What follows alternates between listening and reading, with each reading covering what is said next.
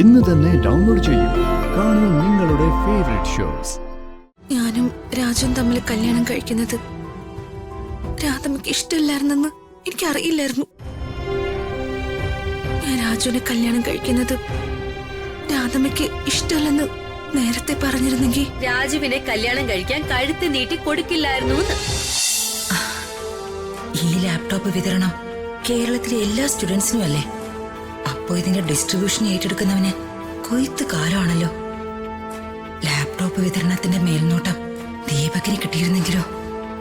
ഈ കാര്യമൊന്ന് പറഞ്ഞു നോക്കിയാ പ്രതാപനത് അംഗീകരിക്കൂ?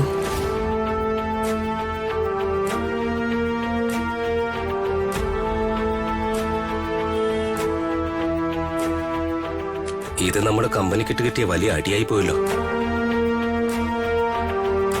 ഈ ലാപ്പിന്റെ കാര്യമല്ലേ തരുണ് പറയുന്നത്? അതേന്നെ, ജീനിയസ്. ഈ മോഡല് വലിയ കംപ്ലൈന്റാ. ഇതൊരൊറ്റ ഒരെണ്ണം മാർക്കറ്റിൽ വിറ്റഴിക്കാൻ പറ്റിയിട്ടില്ല. കംപ്ലൈന്റ് ആണെന്ന ന്യൂസും ഫ്ലാഷായി. കമ്പനിക്ക് വലിയ നഷ്ടമായി പോയല്ലോ തരണേ. 10,000 സിസ്റ്റർ നമ്മുടെ ഗോഡൌണിൽ കെട്ടിക്കിടക്കുന്നു.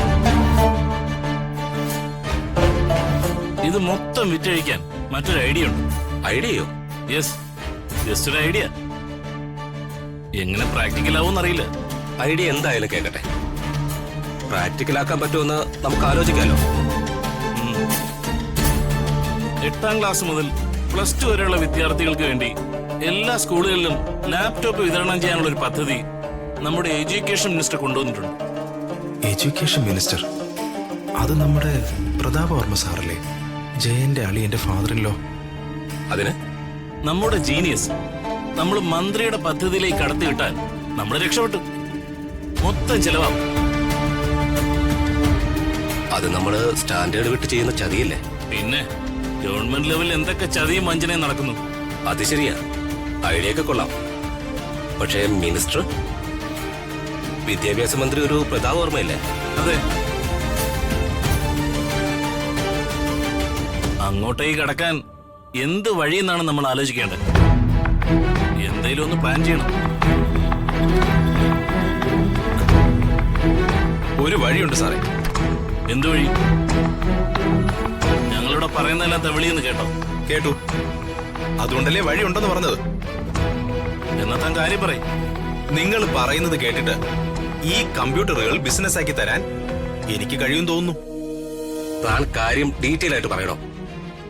അതായത് എന്റെ ഒരു ഇന്റിമേറ്റ് ഫ്രണ്ട് പ്രതാപവർമ്മ സാറിന്റെ മകളുടെ ഭർത്താവിന്റെ അളിയനാ.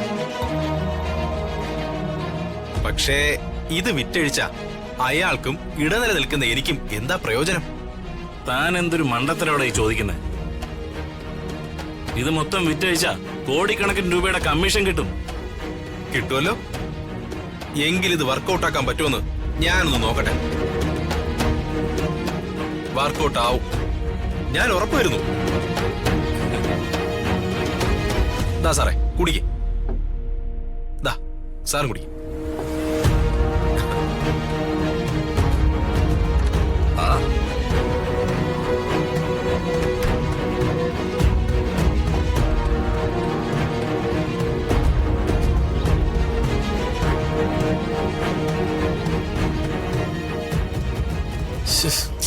ഇന്ന് ആരെ ചുറ്റിയടിച്ചതിന് കാശപ്പിക്കാം.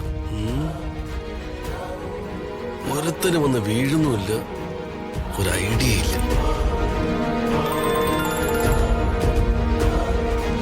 ആരെയാണോ അതുപോലെ ഇരയാണോ? ആ, സുശീലനോ? എന്താ സുശീല? എടാ ജയ, ഒരു കോള് വന്ന് വീണിട്ടുണ്ട്. നീ ആഞ്ഞൊന്ന് ശ്രമിച്ചാ നമുക്ക് രണ്ടുപേർക്കും കോടീശ്വരന്മാരാവാം. കോടീശ്വരനോ? ഞാൻ എന്ത് വേണേലും ചെയ്യാം. ഒരുത്തനെ തട്ടണമെങ്കിൽ തട്ടാം. നീ കാര്യം പറ. ഞാനിവിടെ റോയൽ ഇലക്ട്രോണിക്സില് ഒരു സ്റ്റാഫായിട്ട് കയറിയ കാര്യം നിന്നോട് പറഞ്ഞിരുന്നില്ലേ? അത് ഞാൻ അറിഞ്ഞതല്ലേ. എന്താ അവിടെ വല്ല വേക്കൻസി ഉണ്ടോ? വേക്കൻസി ഒന്നും അല്ലടാ, ഇത് അതുക്കും മേലെ. എന്നൊന്ന് വേഗം പറയടാ. എടാ, ഞാൻ ജോലി ചെയ്യുന്ന കമ്പനി സെയിലിന് വാങ്ങിയ ലാപ്ടോപ്പ് ജീനിയസ്. ദേ, ആ മോഡൽ ലാപ്ടോപ്പുകളെല്ലാം കംപ്ലൈന്റ് ആയതുകൊണ്ട് അത് മാർക്കറ്റിൽ വിൽക്കാൻ പറ്റാതെ ഇവിടെ ഗോഡൌണിൽ കെട്ടിക്കിടക്കുക. അതിന് എടാ, മന്ത്രി പ്രതാപ് വർമ്മ പുതിയൊരു പദ്ധതി നടപ്പിലാക്കുന്നുണ്ട്. 8th സ്റ്റാൻഡേർഡ് മുതൽ +2 വരെയുള്ള കുട്ടികൾക്ക് വേണ്ടി ഫ്രീ ആയിട്ട് ലാപ്ടോപ്പ് വിതരണം ചെയ്യുന്ന ഒരു പദ്ധതി. എടാ ഇപ്പോഴും കാര്യം എന്താണെന്ന് മനസ്സിലായിട്ടില്ല. കാര്യം മെച്ചപ്പെട്ട ഒരു തരികട തന്നെ. മന്ത്രിയുടെ പദ്ധതിയില് നമുക്ക് ആ ലാപ്ടോപ്പുകൾ വിറ്റഴിക്കണം. അതിന്റെ കമ്മീഷനായിട്ട് കോടികൾ നമുക്ക് തട്ടാം. കിട്ടുന്ന കാശ് നമുക്ക് 50-50. എടാ അതെങ്ങനെയാണെന്ന് പറ. ഞാനൊരു 2 പേരെ നിന്റെ അടുത്തോട്ട് അയക്കും. അവരിൽ ഒരാള് ഈ കമ്പനിയുടെ മാനേജറും മറ്റേയാള് സെയിൽസ് എക്സിക്യൂട്ടീവും. ഓക്കെ. അവര് നിന്നോട് വിശദീകരിച്ച് കാര്യങ്ങൾ പറയും.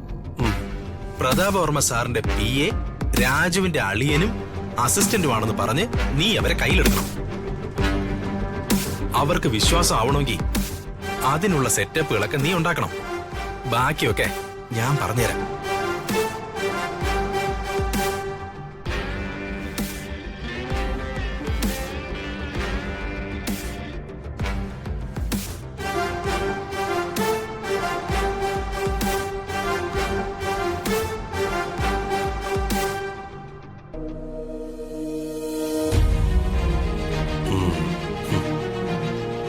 അവരെ വിഴുങ്ങണമെങ്കിൽ ഒരു പ്ലാൻ വേണം. ഒരു ഓഫീസ് സെറ്റപ്പ് ഉണ്ടാവണം. ഞാൻ തൽക്കാലത്തേക്ക് ഒരു സോഫ്റ്റ്വെയർ എഞ്ചിനീയർ ആകാം. ഓക്കെ അളിയാ. എന്തായാലും ഇത്തരം കലാപരിപാടികൾക്ക് ഞാൻ എക്സ്പെർട്ട് ആണെന്ന് അറിഞ്ഞൂടെ?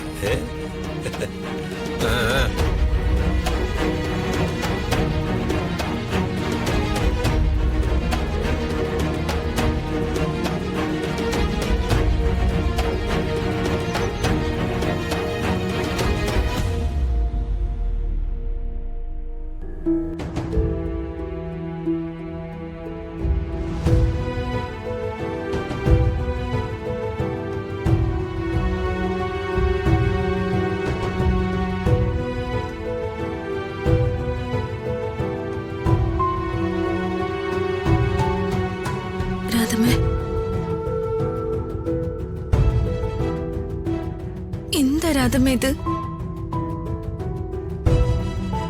എന്നോട് ഇത്രയ്ക്ക് വെറുപ്പാണോ?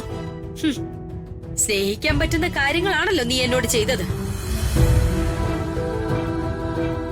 രാധമ്മേ, കല്യാണത്തിന് മുൻപ് ഇവിടെ നടന്ന കാര്യങ്ങളൊന്നും എനിക്കറിയില്ലായിരുന്നു. ഞാനും രാജുവും തമ്മിൽ കല്യാണം കഴിക്കുന്നത് രാധമ്മയ്ക്ക് ഇഷ്ടമില്ലായിരുന്നെന്ന് എനിക്കറിയില്ലായിരുന്നു.